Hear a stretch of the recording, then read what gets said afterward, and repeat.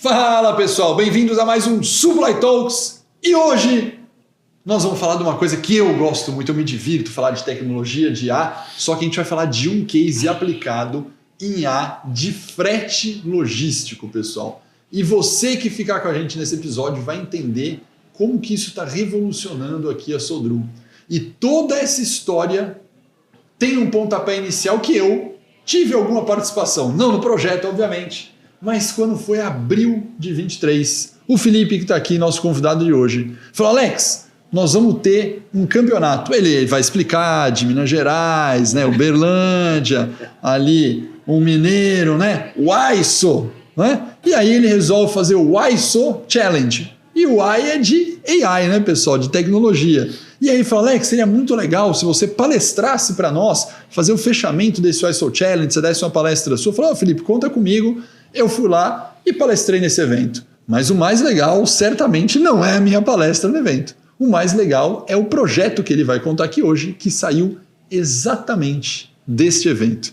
Felipe, muito bem-vindo. Valeu. Que ideia foi essa de criar, você como cara de supply e logística, criar o ISO Challenge? Cara, é polêmico, né? Assim, na verdade, eu tenho a formação técnica, sou engenheiro eletricista de formação, então... Já tem uma exatas ali no... dizer que eu sou nerd por natureza. Por natureza. Né? Eu tenho uma tatuagem do Darth Vader na perna, então são coisas que não me deixam fugir do mundo nerd. Geek já é muito moderno pra mim, eu sou nerd raiz mesmo. E aí, cara, por um bom tempo fui cair na logística, fui aprendendo a fazer isso, me dando bem na carreira, mas por muito tempo a tecnologia não ficou mais próxima de mim. A partir do momento, principalmente na Sodru, onde eu virei diretor e tudo mais, aí eu tive a caneta na minha mão para fazer algumas mudanças.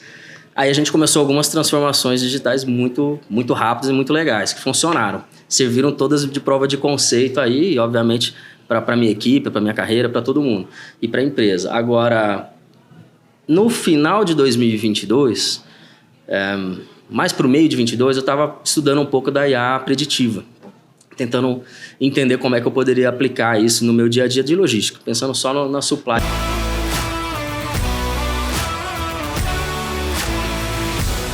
Vou fazer uma pequena interrupção, né? Porque é legal conceituar para quem não é do ramo, né? Eu separo assim, fica mais fácil, dois tipos de IA. A IA preditiva, perfeito, que é essa que você está comentando agora, e a preditiva, para quem não sabe, é a IA que você usa com algoritmo, com Python, com R, com plataformas, onde você programa uma rede neural, uma estatística multilinear, regressão, etc. E tem árvore de decisão, K-means, tem um monte de algoritmo aí. E você tem a IA generativa, que essa ficou mais famosa que a primeira. Exatamente. Para as pessoas que não são do ramo, que é o ChatGPT, Midjourney, que é o ChatGPT da OpenAI, né, que a gente usa no Microsoft. Eu também uso o Gemini do Google, isso, dá para usar o Copilot, enfim, a gente tem mais de 100 IA generativas famosas, fora aquela que a gente não sabe. Tá? Então, voltando aqui, você está falando da IA preditiva, isso, que é via algoritmo, e não da IA generativa, que é via ChatGPT. Eu estava estudando um pouco disso, da IA preditiva, mas de uma certa maneira é um negócio bastante caro ainda no mercado para tentar aplicar. E para quem não conhece, a Sodru é uma empresa do agronegócio, é uma trading do agronegócio. Fala o nome completo, de origem russa, né? Origem então, o nome completo é... Exato, o nome é Sodruzheva, né? A gente tem essa origem, os fundadores são da Bielorrússia, etc., operam muito fortemente ali no leste europeu, e eles vieram já para o Brasil há 13 anos. Uma pequena pausa, vocês também usam outro nome de aliança agrícola, né? Isso, exato. Eles vieram para o Brasil há 13 anos e fizeram uma joint venture com uma cooperativa da região de Orlândia, no interior de São Paulo, próximo a Ribeirão Preto, chamada Carol. Era uma das maiores cooperativas do Brasil à época. Eles fizeram essa JV, mantiveram essa relação por mais ou menos uns 5 anos, 4 anos, depois fizeram o takeover das posições todas e aí foram remodelando a empresa. Então, nesse momento de fundação aqui no Brasil, eles já trouxeram a ideia de ser uma empresa brasileira, etc. Perfeito. Então virou Aliança Agrícola do Cerrado. Perfeito. Por que o Aliança Agrícola? É que o Sodruzheva, ele é como se fosse a tradução de Commonwealth agrícola. Então seria uma comunidade agrícola, perfeito, algo assim. Eles acharam a melhor tradução possível seria Aliança Agrícola. Perfeito. E como Tá em Uberlândia, a turma colocou do Cerrado. Então virou Aliança Agrícola do Cerrado. E também, para quem não conhece, basicamente trabalha-se com soja, né? Exatamente. Majoritariamente com soja, desde ali da colheita, até do processamento, vocês também fazem distribuição, né? Isso, exatamente. A gente tem hoje a operação, em termos de volume, 60% da operação ela vai para exportação. Então a gente não produz, a gente compra dos produtores, né, na atividade de originação. Parte dela eu também sou responsável ali na empresa. E aí a gente exporta nos portos do Brasil. Aí Amapá, Belém, Santos, Vitória, Rio Grande do Sul, Santa Catarina, enfim, todos os portos aí principais a gente utiliza. Em termos de volume, os outros 40% fica basicamente no mercado doméstico, no crushing que a gente fala. Então as duas unidades divididas aí é o trading e o crushing. O crushing são as esmagadoras, né? Esse, em termos de volume, ele é menor, mas em termos de profitability, ele é muito maior que o do trade. A margem do trade é uma margem muito mais apertada aí pelo mercado, do jeito que ele funciona. Então, a gente tem uma unidade que já herdou na JV com a Carol, que fica em São Joaquim da Barra, também próxima ali a Orlândia, próxima a 70 quilômetros de Ribeirão, na Anhanguera.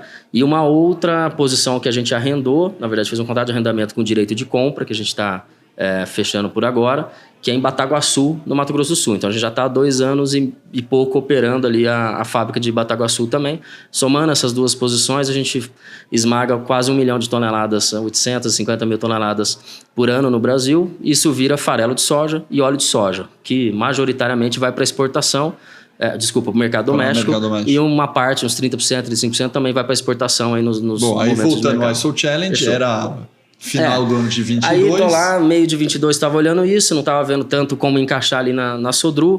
Eu tinha assumido a parte de originação também, então assim, a logística, a gente tinha feito uma transformação digital muito legal nos últimos anos, mas eu precisava aprender um pouco mais da área de compra e tal, então até não estava querendo focar tanto em melhorar ainda mais a logística, acho que ali já estava num bom tamanho, precisava melhorar a outra área. Mas aí vem o final de 2022 e lança o GPT. Novembro de 2022, eu estava em Londrina, eu sou de Londrina, sou natural de Londrina, no Paraná, estava lá.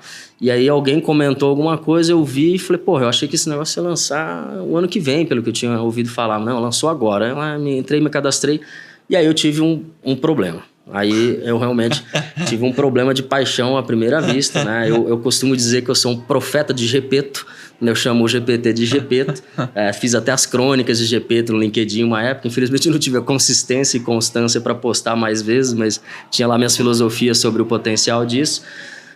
Só que, bicho, eu tentava conversar com as pessoas sobre o que estava acontecendo, sobre o que eu estava vendo. Eu ficava literalmente uns 5 horas, 6 horas todo final de semana estudando isso. Minha esposa não entendendo nada, achando que eu estava ficando maluco. Eu estava, em partes, né? Mas eu falei, não conseguia conversar com ninguém. Eu comecei a procurar lá em Uberlândia, não tinha, fui procurar em Londrina, não tinha, eu vim para São Paulo, tava todo mundo também meio inerte ainda. Falei, cara, esse negócio é uma revolução surreal. Para mim, é a maior revolução que vai ter no mercado de negócio, principalmente, porque acho que é uma mudança que a gente pode filosofar mais sobre isso depois, mas ela atinge menos o chão de fábrica, como foram todas as outras revoluções até agora, e muito mais a nossa região aqui, que faz o administrativo, que faz o cognitivo, o intelectual das grandes empresas. E a turma tá dormindo, né? Eu tava nessa. Então eu falei, naquele momento ali, eu fiz alguns testes, consegui já colocar a chave do GPT dentro do Google Spreadsheets, por exemplo, aí consegui traduzir, montar relatórios que a gente faz semanalmente para enviar para a Rússia, etc. Faz em português, inglês, em russo, tudo demora muito esse processo. A gente criou uma maneirinha rápida ali, só para mostrar que era possível.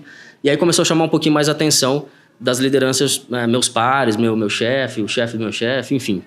E aí ali eu comecei a tentar, falar, galera, tá todo mundo perdido nisso aqui. Eu acho que a gente tem uma oportunidade legal se a gente tentar difundir esse conhecimento, porque ele é muito democrático. Não sou eu que vou receber uma luz. Lógico, fazer tudo sozinho. Lógico, então eu preciso democratizar isso, exato. E aí eu bolei, eu e o Gepeto, filosofamos ali junto, ainda era a versão 3 ou 3.5. O que seria o campeonato, o que a gente faria, palestra, ciclo de palestra, junto com o campeonato, remuneração, prêmio, enfim. E a tua discussão o tempo todo era com o ChatGPT? O tempo inteiro. Eu tenho o prompt dele até hoje. Deve ter milhares de linhas ali, porque foi muita discussão. Virou teu amigo? Meu amigo pessoal. Pessoal. Cara, ele conta histórias de dormir pra minha filha. E eu não tô zoando. Eu tenho um prompt que é só de histórias de dormir, que às vezes ele mistura a história de agora com uma história de 6 meses atrás, e com a versão agora que ele fala no áudio, inclusive, ela já consegue dormir ouvindo o GPT falar. Porque às vezes ela pede pro GPT falar, deixa o GPT contar essa história. GPT, ela chama de GPT também. Enfim, aí a gente fez o que seria essa história, que a gente tava em pico de safra ali. E aí eu falei, chefe, vamos fazer isso aqui, sair na frente das outras empresas e tal, não sei o quê. Eu falei, cara, peraí, vamos lá. Passa um pouquinho a safra, você tem outras coisas para se preocupar, você está em pico de safra, tem logística, tem originação e tal, então, né, cuida do seu aí um pouquinho. Mas, naquele momento, também a gente estava fazendo uma separação dos nossos domínios na internet, na Microsoft, etc., nos OneDrive da vida, etc., entre a equipe da Europa e o Brasil, e Paraguai também. E Turquia também. Então, iam separar em várias empresas. O grupo europeu ia ficar mais um grupo ocidental europeu, que passou a ser a Sodru. Tem o grupo Sodru-Zespa, que opera só dentro do leste europeu.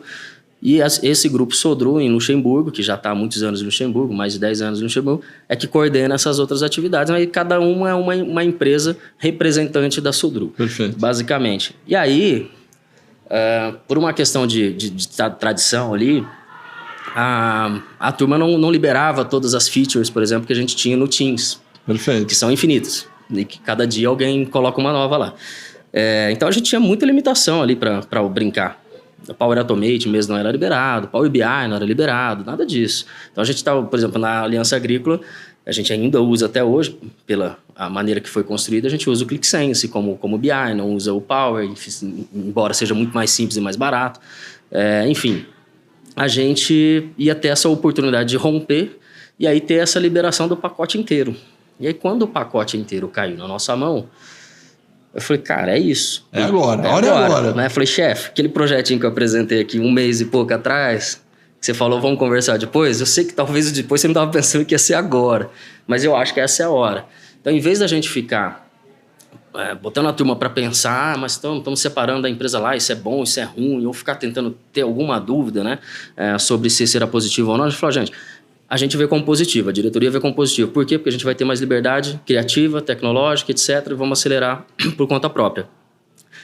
Primeira prova disso é o ambiente que a gente vai ter tecnológico agora, e para isso a gente vai lançar um campeonato que premissava utilizar ali as ferramentas de low-code, ferramentas de RPA, de IA e de IA generativa, né? Então, dentro desse campeonato, a gente, conversando até com a pessoa da RH na época, que não está mais conosco, falou, vamos procurar alguma coisa mineira, né?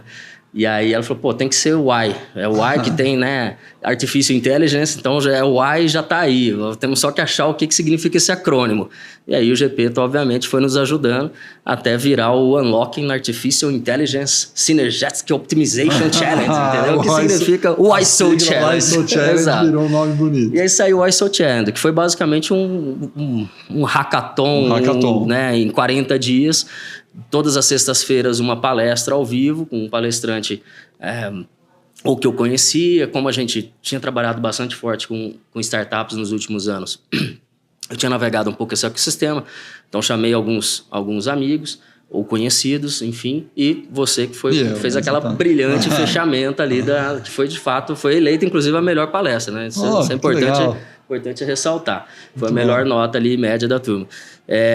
De fato, foi muito legal. Agradeço pra caramba aquele momento. E a gente, nesse período, liberou, não me lembro, acho que foi R$500 por equipe para que elas assinassem as plataformas seja de geração de imagem, geração de texto. Então, a gente configurou ali, você tinha que entregar um report no final desses 40 dias, que era uma espécie de prova de conceito, com uma teoria de ROI que você achava que ia atingir através de algum uso dessas ferramentas. Perfeito. Podia ser do GPT? Podia, mas não precisava ser.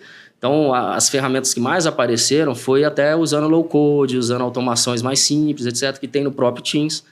Chatbot, teve uns 3 chatbots de projeto, que lançou agora recentemente, um deles.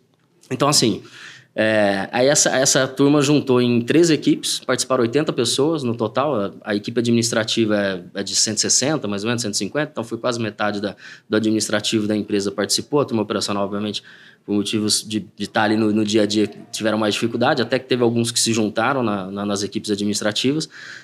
E rodou. A gente ainda também sem muito saber exatamente como. Então eu fiz só uma palestra de kickoff explicando o que é uma linguagem de programação, o que é uma linguagem low-code, o que é um RPA, o que é uma automação simples, IA e a generativa. Cheguei até aí e, gente, agora tem um jogo, tem uma premiação, os melhores colocados vão ganhar um prêmio individual por pessoa, tinha, né, dinheiro envolvido, aí ficou muito legal, porque a turma teve muita falou, gente... Opa, aí vale a pena. Dos 80, não vou falar que os 80 ficaram mordidos pelo bichinho ali. Mais uns 40, 50 era todo dia vindo perguntar coisa. Cara, e se você fizer assim? Ou e se fizesse assado? E aí, teve, por exemplo, toda empresa tem aquele cara que é o guru do Excel. Né? O nosso é o Clebão. O Clebão é o guru do Excel. E aí, ele não tinha olhado nada de ChatGPT, embora seja, teoricamente, a referência tecnológica ali, uma delas, né? E aí, na hora que ele viu a questão de GPT, e eu falei de código e tal, cara, ele começou a jogar os VBAs dele no GPT para melhorar os códigos. Ele deu menos de um mês que a gente tinha começado a falar sobre isso. Passa ali na tela dele, aquelas 3 telas abertas, uma da tela ali já é o GPT. Já é o GPT ali. All the time aberto, né? E aí ele só corrigindo o código, falou, cara, tinha uma planilha que eu fazia assim, assado, que ela demorava, não lembro agora o dado, mas era mais de meia hora para atualizar, pesada e tal, não sei o quê. A gente mexeu o código, tirou um pouco de dados, tudo falando aqui com o GPT, ele me dando algumas ideias e até me ajudando na codificação. E agora atualiza em, sei lá, uns 3 minutos, alguma coisa assim. Caraca. E essa era uma das planilhas que faz a gestão do FP&A, né? De todo o planejamento financeiro da empresa. Então ele falou, cara, já me ajuda. Só isso aqui já pagou. De 30 minutos para 3 minutos? Só isso aqui já pagou. Só isso aqui já pagou. E ele ficou fazendo aquela simulação de cenário o tempo todo, né? Nossa, então, pô, você tem que rodar aquele negócio toda hora. Então, já falei, puta, deu certo. Só aqui já tá valendo a pena. E aí, desse campeonato, dessa fagulha aí, teve algumas equipes que ficaram em primeiro, segundo, terceiro e tal. A que ficou em segundo era uma ideia que vinha daquela conversa lá de 2022, de IA preditiva, de tentar entender uma coisa. Eu soltei uma teoria lá para o meu time, que a gente entendia o seguinte. A gente tem, no agronegócio, 2 momentos do frete, ali, da precificação do frete, da cotação, extremamente distintos. De maneira geral, os tradings comercializam e os fazendeiros comercializam ali 25%, 30% da safra futura com antecipação. Ou seja, hoje eu tenho que comprar uma soja lá no Mato Grosso, acertar com base na minha boa vontade e inteligência de qual vai ser o frete para chegar até Santos ou até chegar em Miritituba ou, enfim, o porto que eu for escoar. E eu tenho que acertar essa conta, porque é o seguinte, a margem de exportação no nosso mercado, ela não dá mais de $4 por tonelada. E um frete errado, no Mato Grosso, por exemplo, chega a dar mais de $20 por tonelada de erro. Então, se você errar... Se você errar o frete, não é que você diminui a margem, você dá prejuízo. Você dá prejuízo, literalmente. As grandes trades, todas as trades... Num ano ruim de logística, é assim, né? Quase que nem futebol, né? Num ano ruim de logística, troca o diretor, troca o gerente de rodoviário. Sempre assim, porque tem muita perda. A conta frete é uma perda absurda. Caramba. A Sodru hoje, ela tá entre as 10 a 15 da trading, exatamente do que a gente faz, né? Sem comparar todo o agronegócio, que aí a gente tá mais ou menos 49, se não me engano, 42 do Brasil. Mas a gente tem um accountability... De frete rodoviário de quase R$500 milhões. Se somar meu frete com ferroviário, etc., ele chega quase a $1 bi. Então, chega a 800 milhões e pouquinho. As grandes é uma estrutura 5, 7, 8 vezes maior que isso. Não, você imagina, vamos arredondar. Você tem um spend anual de quase R$1 bi em frete. De frete. Um pouquinho menos que isso. Não, um pouquinho menos que isso, mas só para ter um... A conta... Maria, e assim, a conta frete na commodity, de maneira geral... No agronegócio não é diferente, ele representa muito, porque é um produto sem industrialização nenhuma, etc. Tal, enfim, é ziris, e você só faz o transporte ali e vende no porto com alguma arbitragem. Então, o frete, ele é mais de 30% em grande parte do período do valor do produto. Então, o que difere ali quanto que paga no Porto de Paranaguá e quanto que paga em Sorriso, no Mato Grosso, é basicamente o frete. O frete, perfeito. Tem frete, tem quebra, tem algumas outras coisas, financeira, etc. Mas majoritariamente é o frete. Então, cara, para errar ali é muito fácil. Muito perigoso. Então, perigoso, perigosíssimo. Esse é o ponto, né? Então, beleza. Existem algumas empresas, né? Eu cito aqui uma que é parceira nossa, por exemplo, a GoFlux, que ela faz um produto de forecast lá para frente, 180 dias para frente, etc., que tem uma assertividade bastante interessante. O forecast da safra ou do frete? O forecast do frete. Do frete. Então, aí eles têm que levar em consideração, se não me engano, são 19 Isso é uma variáveis. pergunta, nós estamos falando de frete rodoviário. Frete rodoviário. Isso aí, depois o marítimo não é a nossa pauta de hoje aqui. Não é a pauta, porque basicamente a venda é FOB no porto. É isso aí, né? perfeito, tá bom. Então, eles conseguem precificar com uma relativa boa assertividade, mas é claro, quanto mais distante do ponto de observação, mais futurologia fica. São os que eles analisam 19 variáveis, E comportamento. aí também, só para dar um etc. exemplo bem simples aí para a nossa audiência, nós estamos falando do frete seguinte, imagina pegar o Porto de Santos, o famoso Porto de Santos, dali vai para exportação, por exemplo.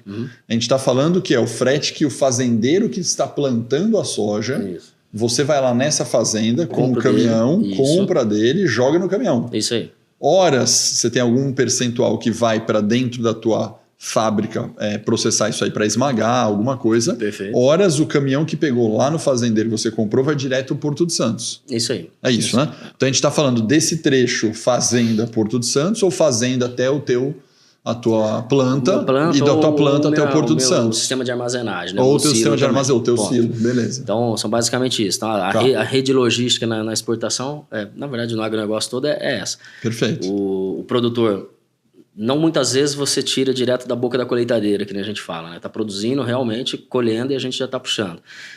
Normalmente, eles têm algumas estruturas de armazenagem na região. Isso, tem aqueles silos grandões. Silos, armazéns gerais, ou o próprio isso produtor, se estiver muito capitalizado, ele tem também as estruturas de silo. As tradings, de maneira geral, uma das estratégias de negócio é ter silo também espalhado. Isso aí. Que aí ele tira essa produção, guarda lá e movimenta no melhor lugar. Perfeito. A conta, por exemplo, de movimentação, de logística, ela oscila tanto e é tão relevante que é o que paga silo. É o que paga silo. Para o produtor, o que paga o silo? Ele conseguir segurar para vender no melhor momento do preço da soja, por exemplo.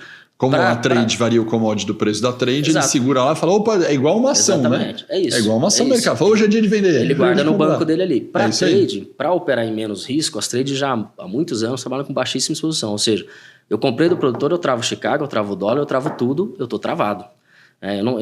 Se oscilar para cima ali, eu não ganhei esse dinheiro, se cair eu não perco também. Perfeito. Aonde é que eu perco? Que é a única coisa que eu não consegui travar. É o frete. É o frete. Exatamente. E vamos pegar, e nisso aí tem ponto, quantidade de pontinhos de fazenda, de silo, de armazenagem, é ponto pra caramba no Brasil. É infinito, muita coisa. Não, mas chuta aí um número, você tá falando de 1000 pontos diferentes que você tem que pegar e levar? Muito mais. Eu juro que eu não tenho essa estatística. Não, mas não é estatística, é big numbers, do tipo, são 1000 pontos de coleta, 10 mil, 5 mil. A Sodru. A Sodru vai ter algo em torno dos 500 e poucos pontos de coleta, beleza. 600 pontos de coleta, só pra mais tradicionais, vamos falar assim.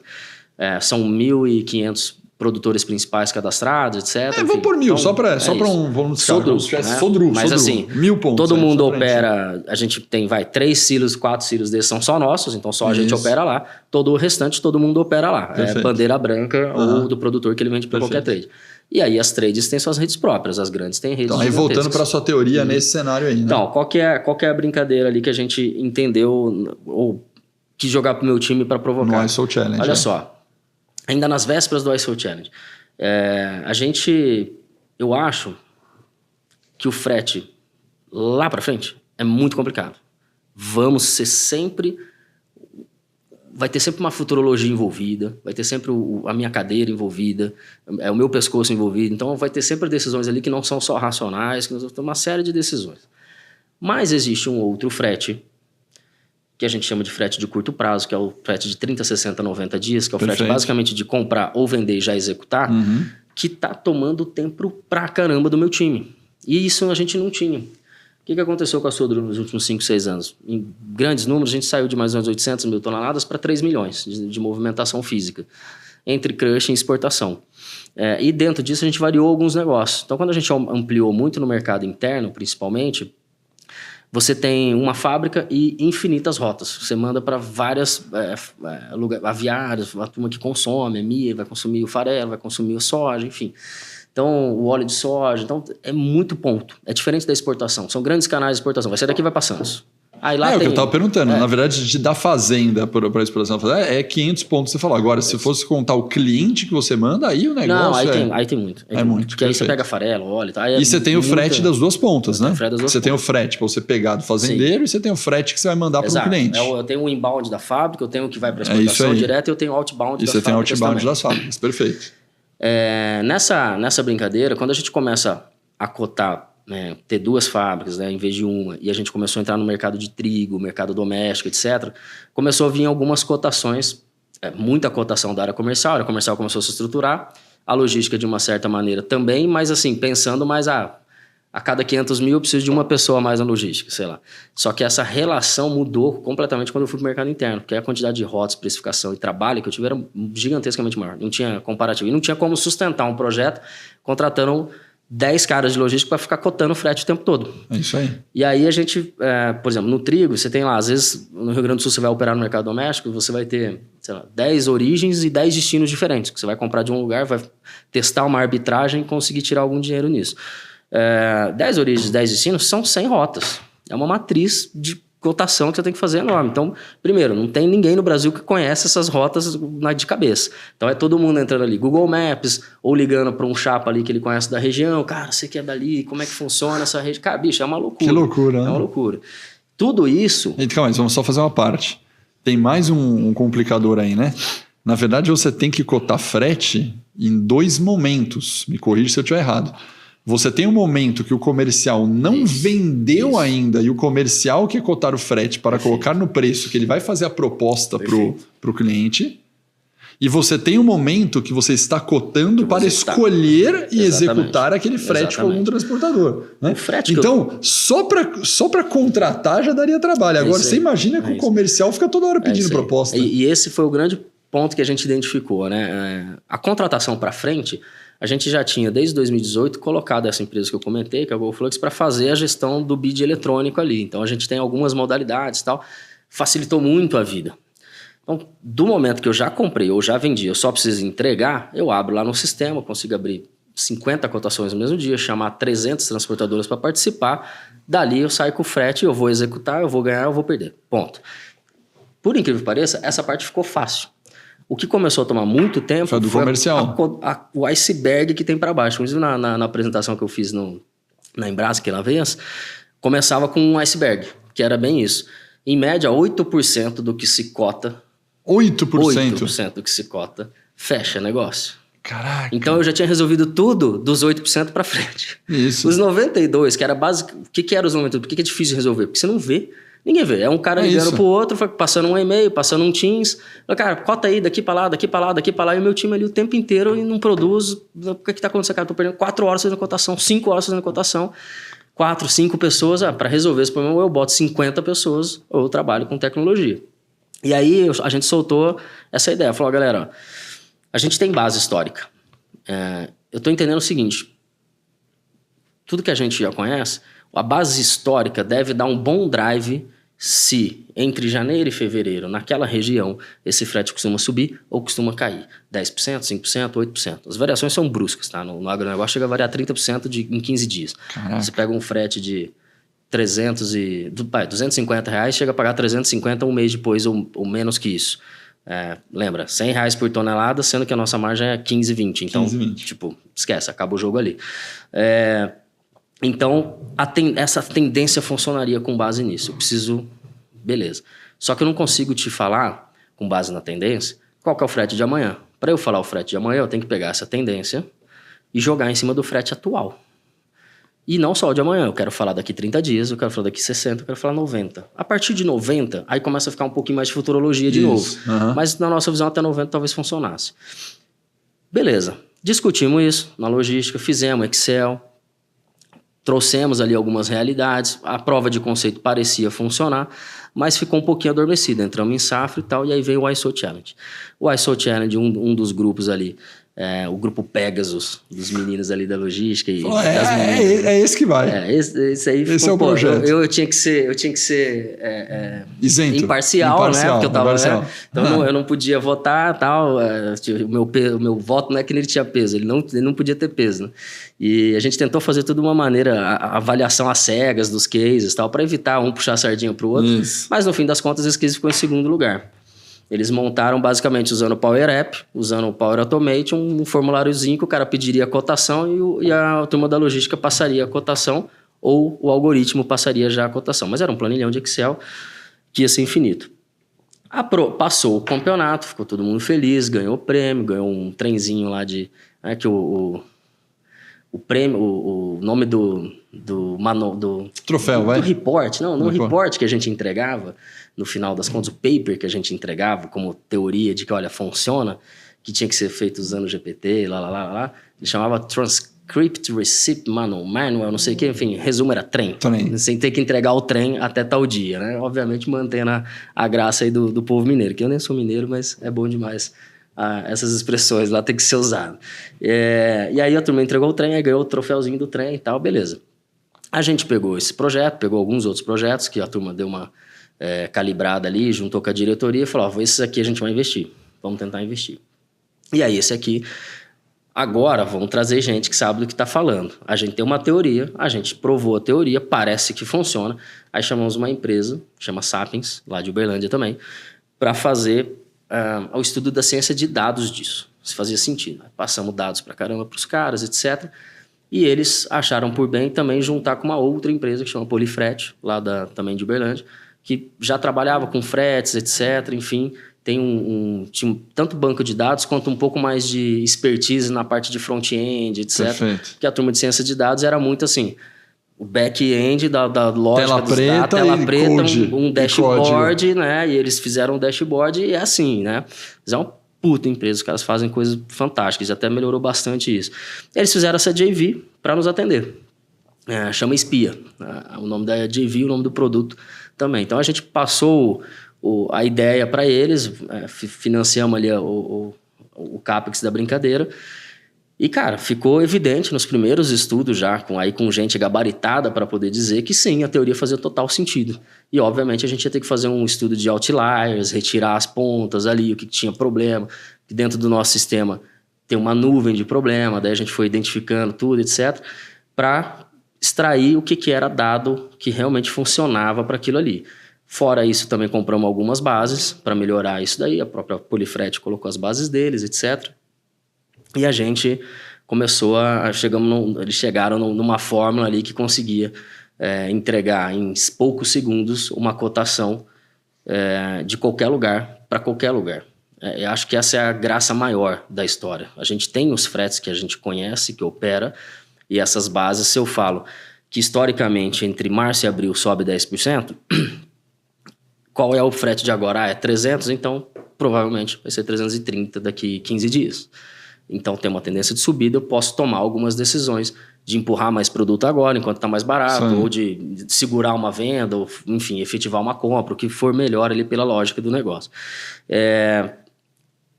Só que a base que a gente tem conhecida, ela é pequena. E principalmente para essas rotas domésticas, toda hora aparece uma rota nova. Uma rotinha nova. Perfeito. E, cara, como é que eu vou precificar isso de novo? Aí o que a gente tinha? A realidade do antes, né? A minha equipe demorava, em média, meia hora para fazer uma cotação. Em média. Caraca. Algumas cotações, 1 hora. Algumas cotações, 5 minutos. Cotação que está mais na cabeça ali, ou só responde comercial. Não estou falando nem da assertividade dessa cotação. Nem cheguei ainda. Por enquanto só o tempo. Estou falando só do tempo. Isso aí, workload. Exato. Então, o workload ali, a gente tira isso, passa para o Zé Maria. O Zé Maria é o nome do algoritmo. A brincadeira ali que a gente fala. Pô, Zé, dá um frete aí, né? Que o nego pede frete como se fosse pedir um pãozinho pronto na padaria. Aí, não é bem assim. Então, assim, ainda mais que o PNL da logística, ele fica com a logística. Então, a área comercial, graças a Deus, na Sodré a gente tem uma área comercial bem alinhada e eu fico com parte da área comercial também, então ajuda a dar uns freios e contrapeso ali. Mas, normalmente, a área comercial não quer entender muito da dor ali, quer fechar logo o negócio e empurrar. O negócio é vender. Exato. Ainda mais se o PNL não é dele. Se o PNL é dele, ele até pensa 2 vezes, mas como o PNL lá é na logística, então fica mais fácil empurrar.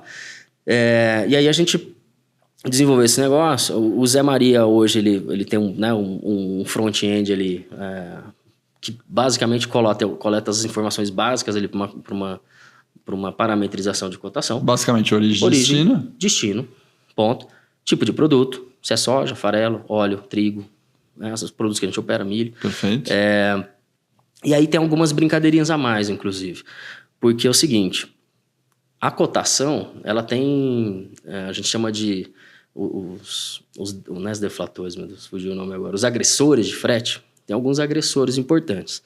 Então, por exemplo, se você pede 10 caminhões por dia, 15 caminhões por dia, isso é normal. Se você pede 50 caminhões num dia, você vai ter um esforço em frete grande para reunir essa frota. Então, geralmente vai inflacionar o frete. E não inflaciona só para você, inflaciona para o mercado inteiro. Então, até para a área comercial entender essas nuances, a gente deixou isso no sistema. Então, dentro do sistema, se você coloca lá 10 caminhões dia, ele vai te dar, sei lá, 400. Se você mudar para 50, ele automaticamente já vai mudar para, sei lá, 550, 600. Tem um agressor que a gente identificou ali, meio ainda no chutônomo. Cara, eu acho que é mais ou menos isso aqui pela nossa experiência, só que agora, com o próprio retrofit e o machine learning da ferramenta, ele está entendendo, aqui você precificou demais, chutou demais, aqui de menos, enfim. Então, esse é né? A quantidade de caminhões por dia, a cadência, o tamanho do lote. Se eu vou fazer um volume de 50 mil toneladas em 10 dias, se eu vou fazer enfim. Querendo ou não, isso também está ligado à cadência. Esse é o que tem menos inflação. O tipo de caminhão. Então, às vezes, alguns pontos têm restrição de caminhão. É uma fábrica velha, é num ponto velho, que a gente vai dar um moinho de trigo muito antigo, ele só recebe truquinho. Pô, eu vou ter que tirar 600 quilômetros para achar um truquinho. Então, assim, vai me dar mais trabalho, vou ter que pagar mais dinheiro, vou ter que ligar para o frotista, então eu vou pagar mais caro. Então, tem o agressor de eliminação de tipo de frota. Então, se ele não tem nenhuma restrição, tá tudo beleza. Se ele começa a ter restrição demais, aí vai inflacionar um pouco o frete dele. Então, basicamente, esses pontos que a gente colocou são mais os agressores, frete e tal. Basicamente isso. E a rota desconhecida também. A gente começou a colocar a rota desconhecida e agora o Machine Learning está ajudando a gente a entender quanto que é o que é uma rota desconhecida realmente. Porque assim, se é uma rota que eu opero próximo, eu tiro de Ribeirão Preto ou tiro de Orlândia, não é uma rota desconhecida, né? X quilômetros para cima. Agora, se é uma rota que eu vou fazer, por exemplo, recentemente a gente fez do Mato Grosso do Sul para Candeias, na Bahia. Cara, não tem ninguém operando essa rota, você tem que entrar com... Então tem um inflacionário relativamente bem grande para essas rotas desconhecidas. Então a gente tem que fazer o algoritmo não tratar tudo que não tem na base dele como desconhecido. Isso. Essa é uma polêmica do retrofit que a gente está fazendo agora. Que, cara, o machine learning é o tempo todo. A gente senta com a turma, a gente ainda está em hypercare, senta com a turma. O que é hypercare, para quem não sabe? Para quem não sabe, o hypercare é o período que é o período de incubação. Você saiu ali, o bebê nasce, foi para o berçário, enfim, ou para o UTI Natal, então você está cuidando dele de toda maneira, então a gente faz acompanhamento semanal, tem grupo de WhatsApp, hoje não carregou, hoje carregou, essa rota tá esquisita, dá uma olhada aí, puta, realmente tinha um negócio aqui, aí eles vão calibrar um pouquinho mais o algoritmo. Então o Zé Maria, no fim das contas, ele é um algoritmo que a gente pode plugar em qualquer lugar. Perfeito. O produto espia, ele tem o Zé Maria por trás com front-end X. Se eu quiser plugar ele no chat GPT, por exemplo, né, fazer um chatbot com o Zé Maria, falou, cara, me dá um frete daqui para lá. Se eu quiser pôr no WhatsApp, eu posso. Se eu quiser pôr no Teams, eu posso. Exatamente. Então, puta, da onde para onde? Isso, tá, me fala qual o produto aí, que se eu não consigo, produto. Bom, então o frete é mais ou menos tal. Ele vai pegar isso, vou te dar a previsão, 30 dias isso, 60 isso, 90 quilos. A assertividade disso, acho que aí vem alguns pontos importantes para quem estiver ouvindo, né? Qual que é a assertividade? A gente tem encontrado para até 30 dias um erro máximo, um erro médio de 5%, né, que é o MAP. Né? Então, o mean, average, error, etc., a gente tem percentagem error, a gente tem de 5%. Quando vai para 60 dias, aumenta um pouquinho, 7%. Quando vai para 90 dias, por incrível que pareça, está caindo um pouco. E a gente não entendeu isso ainda por quê, tá? Vou ser muito sincero. Mas está caindo um pouco. Então, estamos entendendo o que a gente está fazendo no 90 dias. E o processo ele se tornou tão mais rápido que assim, a gente ainda não delegou 100% de tirar da área de logística a responsabilidade por fazer cotação. Mas é o próximo passo. Então, a equipe hoje de farelo e óleo, por exemplo, eles já cotam direto no sistema. Só colocam lá no sistema, cotei isso, a logística dá um aval sim ou não. A quantidade de sims que ela está dando já me mostra que o algoritmo está acertando o suficiente para o cara da logística confiar. Se tiver uma rota muito esquisita que o cara da logística fala, cara, não, tá muito alta, é menos, ou tá muito baixa, é mais. Normalmente o cara da logística vai proteger, mas o meu time até que faz algumas promoções interessantes, ele já dá uma calibrada ali na brincadeira. Então a gente está exatamente nesse momento. Então quem cota hoje o frete de curto prazo, já no Farelli Óleo, já não é a logística mais, é o Zé Maria, e quem opera a ferramenta está sendo a área comercial. O meu intuito aqui nos próximos 30, 60 dias é realmente ir cortando a logística desse trabalho de cotação para a área comercial não ter nem... Perfeito, porque hoje, além de tudo, a cotação está indo... O cara do comercial não fala mais com alguém da logística, esse é o objetivo final, né? Que o cara ali no comercial já manda direto para o cliente e falou com o chatbot, com a ferramenta, com a tela inicial ali. E é engraçado, né? Que a gente começou a fazer... Pô, a gente viu o iceberg ali, né? 92% não vira negócio e tal, tá gerando trabalho à toa. E aí o cara da comercial, quando começa a operar a ferramenta, olha e fala, não, cara, mas os que a gente manda para você... deve ser nem 50% do que a gente fica tentando fazer de arbitragem aqui. Então, a quantidade de cotação que a área comercial faz é ainda muito maior do que fazia já direto para a logística. E como agora também não tem que ficar pedindo... É capaz de ele aumentar o uso, né? Tá aumentando, ponto final, já tá aumentando. E aí a gente vai acompanhando isso, vai acompanhar todo mundo que tá cotando, quem não tá. Então, você tá um momento bem legal, assim, nessa passagem. E, cara, é uma disrupção enorme. A logística, o analista de logística, por incrível que pareça, ele vai fazer um negócio muito louco. Que nenhum analista de logística quase faz. Ele vai analisar. Louco, né? O analista de logística... Vai analisar. Vai analisar. Porque não tem tempo hoje de analisar. Não tem tempo dele mostrar o cognitivo dele ou qualquer coisa disso. Ele está na prática respondendo cara crachá, fatura, caminhão que faltou, ponto, classificador que não foi. É um caos tão grande que o cara fica apagando incêndio o dia inteiro, sai do trabalho cansadíssimo e não analisou nada. Então agora o que o meu analista de logística tem que fazer? Bom, se você não está cotando mais, você vai cuidar obviamente da operação e você vai cuidar do P&L do Zé Maria.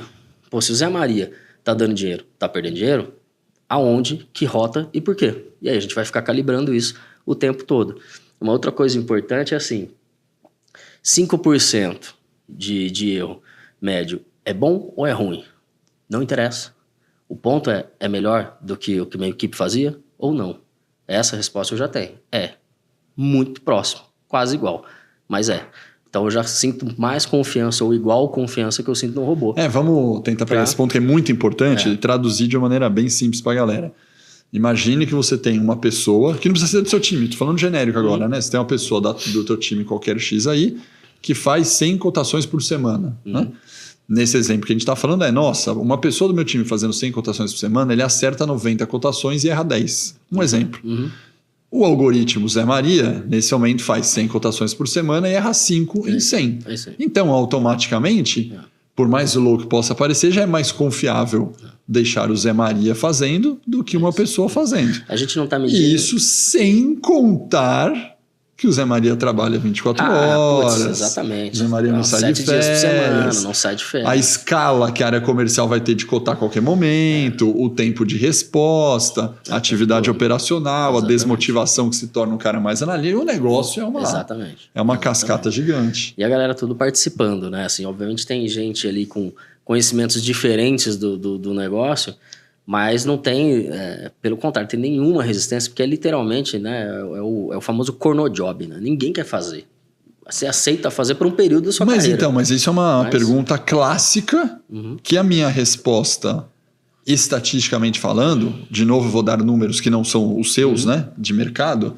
Se eu imagino que eu tenho 10 pessoas hoje numa empresa que cota frete, quando você implementar o Zé Maria da vida, qualquer que seja o nome do seu algoritmo na sua empresa X...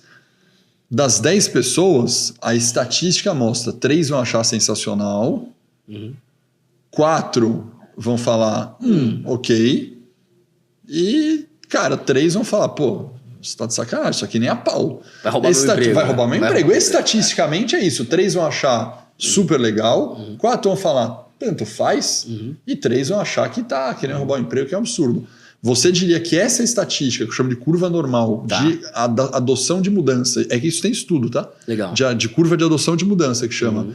Ela não está se aplicando no seu caso. Não. No seu caso, desse percentual de 10 aí, você diria que o percentual está maior. Eu diria que tem 2 ou 3, ok, legal. Não, vamos falar o percentual, né? você tem 20% mas ali. eu vou falar assim, de resistência não tem ninguém. Eu tenho, de fato, uma turma ali mais blasé sobre, ok, eu vou fazer aqui porque o chefe tá pedindo, ok. Beleza. Mas ninguém tem essa cabeça, até porque imediatamente eu não construí um negócio, fiz um upside, né? Pra baixo aqui. Top-down forte, né? Fugiu a palavra. Fiz um top-down e é isso aí. Sem ninguém saber o que tá acontecendo. Não, eu construí Só com foi o meu time. envolvido, Né? foi ajudando. O meu time ajudou do desenvolvimento intelectual dele, do início até o fim.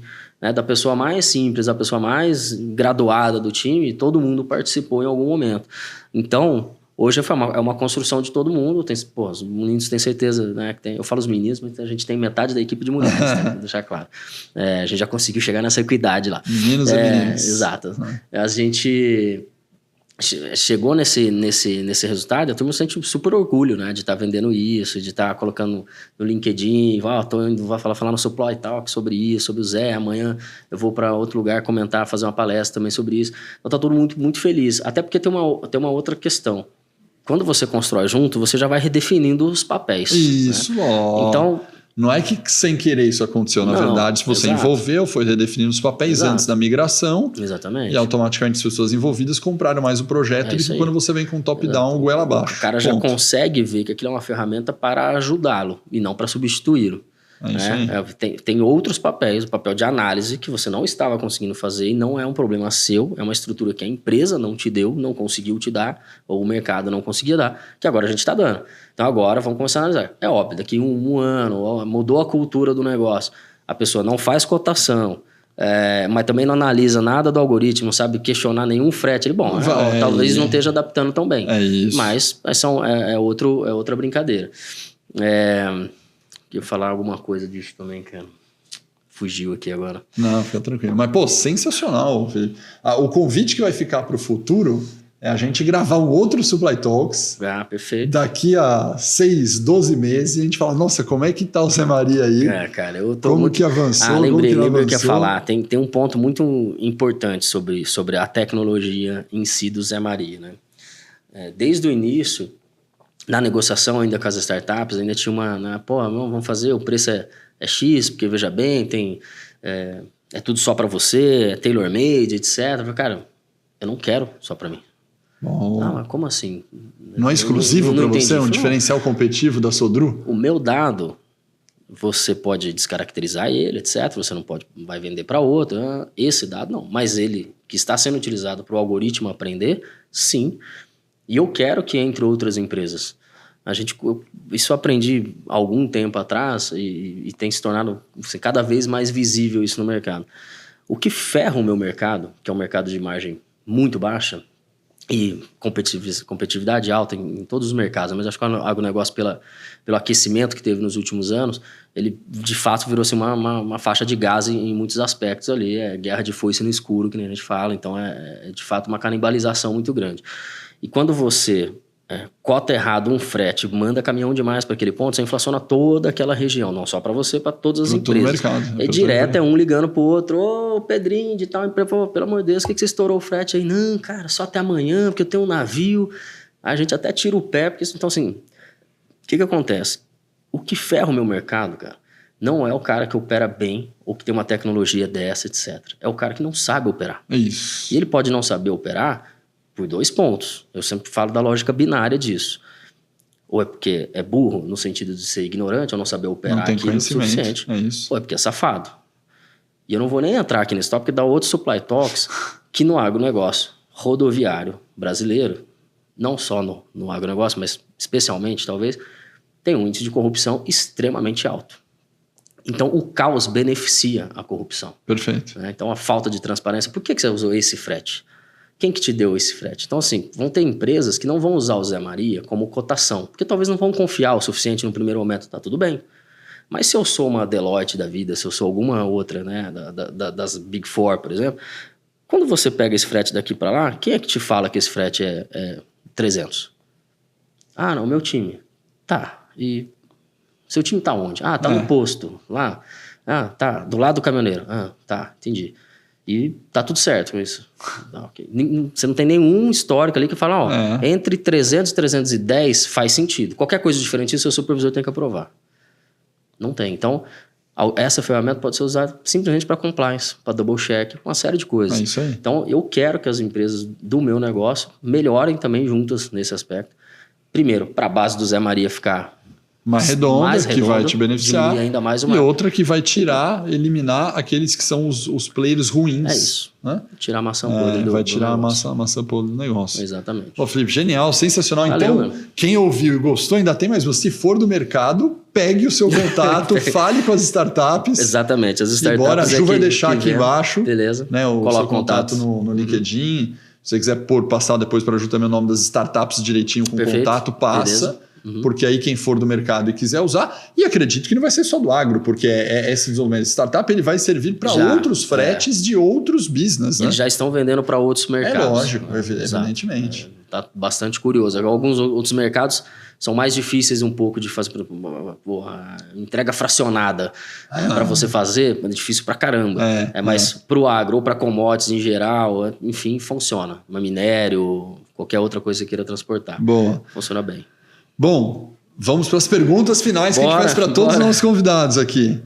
E a pergunta número 1 que a gente faz para todos é uma frase de impacto, Felipe. Frase de impacto. Eu tenho usado muito do Rosli Maier da reserva, né? Que ele fala, se nasceu perfeito, nasceu tarde. Ponto. Então, assim, esquece querer resolver 100% de tudo. A gente está num ambiente extremamente volátil, onde a criatividade agora, mais do que nunca, vai ser super necessária. Frágil, o brittle, né? Que todo mundo fala e tal. Então, a gente está nesse momento. E aí você quer ir até o fim para daí aprovar um projeto ou começar, não vai funcionar. Começa. É isso aí. Começa, vai entregando, vai fazendo os retrofit. Mindset ágil, MVP e vai que vai. E isso em todos os business, né? Não deixa isso só para startup, não. O agronegócio tradicional também tem espaço para isso. Perfeito. Então, essa é uma frase que eu gosto. Muito bom. Segunda pergunta um conselho que você recebeu, de quem você recebeu, qual conselho foi marcante na tua vida? Nossa Senhora. Cara, acho que acaba sendo uma frase também, mas ela quase entra em detrimento com a primeira, mas é porque ela fala de algumas decisões mais importantes na vida. Então tome o tempo que for para tomar uma decisão, mas decisão tomada não recue ante nenhum pretexto. Clóvis Barros fala muito essa. O Clóvis Barros fala bastante. Ele fala bastante, eu adoro essa frase. E ele fala que o pai dele falava. Isso que ele tinha um jeito menos bonito. Recuar, nem... Ele falava que o pai dele falava, filho, pra trás nem pra dar impulso. Então, isso não recue sobre nenhum pretexto. Já usei algumas vezes na carreira e na vida, e é isso. Boa. Uma competência que você acha que atualmente todo mundo tem que dominar? IA. Pelo menos, no mínimo, entender muito bem como funciona e como fazer as perguntas certas para ter as melhores respostas no GPT, Gemini, o Grok do Elon, enfim, o que vier aí pelo mercado, o Llama, enfim. Tenham essa curiosidade, né? Tem que ter essa curiosidade, porque não é uma ondinha que vem, não é realidade virtual, como é que era? Não é metaverso. Não é metaverso. Não é metaverso. Não é metaverso. E a generativa não é metaverso. Então, assim, se não...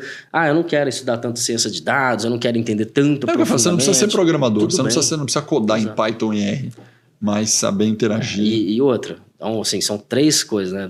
A linguagem low code, todo mundo já deveria saber pelo menos um mínimo. Né? Entender o que é, pelo menos, e onde é que eu posso fazer. A segunda seria os RPAs, que aí juntou IA com low code e RPA já está fácil. O Power Automate faz um monte de RPA ali que antes custava caríssimo e hoje... Agora, cara, eu não quero fazer nada disso, não tenho tanta curiosidade, não tenho o Darth Vader tatuado na perna, não gosto muito disso aqui. Bom, IA generativa é obrigação. Para mim é obrigação. Boa.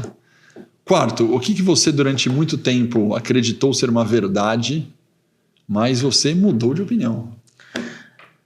Eu acho que dentro dessas mesmas frases que eu estava falando, seria... no começo de carreira, você fica difícil... Como é que você se define, né? E eu aposto que quase todo mundo, estatisticamente, voice of my head aqui, diria que 97,3% das pessoas fala assim, quando não quer se colocar um defeito, fala que, não, eu sou muito perfeccionista. Porque é um defeito disfarçado de elogio a si mesmo. Não, esse aí, eu tinha uma regra. Se alguém na entrevista, na hora que eu perguntasse isso, falasse que era perfeccionista, eu eliminava na hora. Então, eu já tinha essa regra. E eu, na minha junioridade ali do início de carreira, eu usei várias vezes. Né? E eu tinha essa cabeça. Eu não ia ter escolhido. Eu ia ter ferrado. Cara, eu sou engenheiro de formação e tal, então você é meio que programado para ir no detalhe das coisas até o fim, né? E foi difícil de mim tirar esse lado analítico muito robusto. E eu tive alguns chefes na vida, principalmente um específico, que abriu muito minha cabeça sobre isso. Primeiro sobre, cara, faz rápido, não faz perfeito, entrega, não fica... Você quer entregar a tese de doutorado, cara, você pode ser a pessoa mais inteligente do mundo. Eu quero pra hoje, eu não quero pra amanhã perfeito, eu quero pra hoje. Então, essas coisas você vai aprendendo a soltar e é basicamente esse perfeccionismo. Se você tá preso ainda nisso, desculpa, não é elogio, é literalmente só defeito, não tem elogio. No mundo de hoje, esquece, ser perfeccionista é quase uma falha de caráter nesse aspecto. Não dá para ser nesse nível, não dá. Tem que ser rápido. Muito bom. E para fechar, uma música que você queira colocar, que a gente, se não tiver no nosso playlist, a gente vai pôr no campus para os nossos alunos aqui. Tem uma música, algumas músicas que eu gosto bastante. Eu sou mais roqueiro. Boa. Embora seja de Uberlândia e nascido em Londrina, talvez alguém ia esperar um sertanejo aqui. Sertanejo raiz, jamais na minha casa, raramente vai tocar assim, horas e horas. Talvez uma modona de viola, que até vai, mas sertanejo mais moderno, não. Agora... Eu gosto muito do Queen. Então, pra mim, eu botaria o Bohemian Rhapsody, que pra mim é uma ópera rock, não tem nenhuma estrofe, é uma música contínua, louca, que varia de várias maneiras. Então, assim, pra mim é genial. Cara, essa música. Eu assisti o filme também, né, cara? Que puta muito interpretação legal. Também. É baita. É isso aqui. Aí vai começar assim, vai passar por um monte de coisa. Então, genial, assim, foi genial.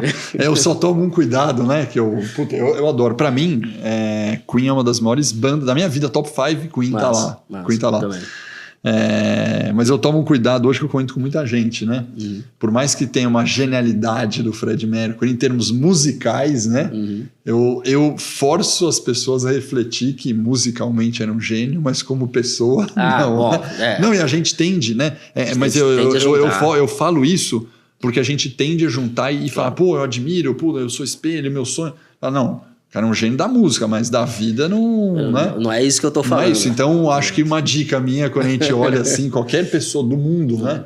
Cara, a gente saber identificar... Separa as coisas. Separar, é impossível separar. Então, se é impossível separar, a gente entender, pra música é incrível, mas não é uma referência pra minha vida, né?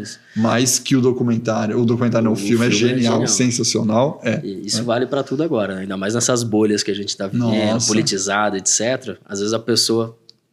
Tive caso do meu pai, vários músicos que eles adorou a vida inteira, que hoje, por apoiarem um lado, ele basicamente não ouve mais, e agora o cara nem compor ele sabe mais. E aí, não faz sentido nenhum. Mas, é isso. Enfim, tem que ponderar as coisas, tem que saber separar. Isso. Muito obrigado. Valeu, baita entrevista, baita projeto, parabéns pelo projeto. Obrigado. E esperamos que daqui a um ano tenha outro, se tenha outro Why So Challenge 2. Esse eu tô querendo. Que tá querendo fazer outro hackathon, que venha com novos projetos e a gente vê a continuidade desse aí. E eu acho que vai ter gente que vai te procurar para ver se abre o frete, porque isso vai dar muito resultado, pode revolucionar muita empresa no setor de logística. Concordo. Parabéns. Valeu, cara. Obrigado pelo espaço, obrigado pelo convite. Eu que agradeço. Pessoal, era isso.